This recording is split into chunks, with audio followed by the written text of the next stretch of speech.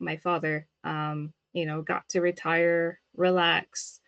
But unfortunately, um, a year and a half ago, he passed away, which is something I don't easily talk about.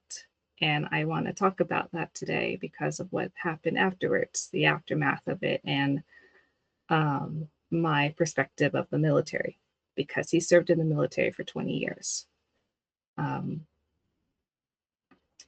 when he passed away, before he passed away, when he got his prognosis, he told me that the military would come and help us. And I thought, oh, that's good. You serve in the military for a long time. You get the military to help your family figure things out. Um, but when he passed, we didn't know what to do at the hospital. And my husband said, why don't you call the military? So I said, okay. So I called the Army base here in Pyeongtaek and got in touch with a personnel, not officer. He was a civilian. And he got me in touch with the casualty office. The person working there, she is a very lovely lady, very caring. She told us, my mother and I, that the military will come pick him up from the hospital and take him to the Army base. And I thought, that's great. What my dad said was true. The military will come and help us. But then while I was on the phone with her, she was mistaken because then someone else got on the phone and told me that because your father is retired, we can't come pick him up, only if he's active duty.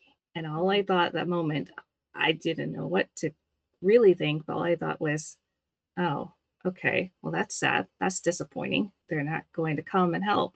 And then I spoke to the lady again, and she said, well, after 5 days, if he hasn't been, cremated or I guess put to rest yet, then we'll come and get him from whatever funeral home he's, Yeah. being preserved at. But my mother and I didn't have that kind of time because he's a foreigner living in Korea. We had to, settle things, settle paperwork like immigration and stuff like that, contact the US Embassy, go to the US Embassy. Again, I didn't know what to think at that time because I was trying to help my mother and trying not to grieve as much because I had to be strong. I had to be the strong one. When I could finally start thinking properly again, that's when I started to feel upset and how unfair it is that my father didn't get to be picked up by the military after serving 20 years in the Army, after putting up with all the stress and difficulties he went through, and after being awarded so many medals and being discharged honorably. They didn't come and help. The military didn't come and help.